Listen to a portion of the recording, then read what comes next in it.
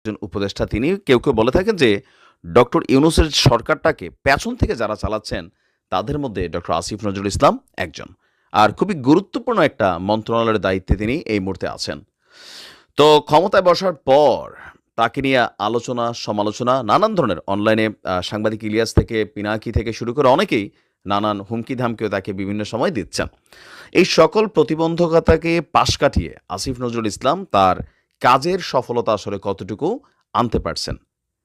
আজকে আমরা যেই সুসংবাদটা দিতে যাচ্ছি, আসিফ নজরুল স্যারের গতকালকে তিনি যে সুসংবাদটা দিয়েছেন, এতে পুরা বাংলাদেশের পোলাপাইন, বিশেষ করে পোলাপাইন, মেয়েরা সবাই আমার কাছে মনে হয় যে আমজনতা যারা অ্যাডাল্ট আছেন, ম্যাচিউর আছেন, প্রত্যেকেই খুশি, উচ্ছ্বসিত হয়েছেন। আর বিশেষ করে আরেকটা সুসংবাদও আছে, সেটা আমি ভিডিওর শেষ প্রান্তে দিচ্ছি। তো আচ্ছা, আইন বিচার এবং সংসদ বিষয়ক উপদেষ্টা ডক্টর আসিফ নজরুল বলছেন, এখন থেকে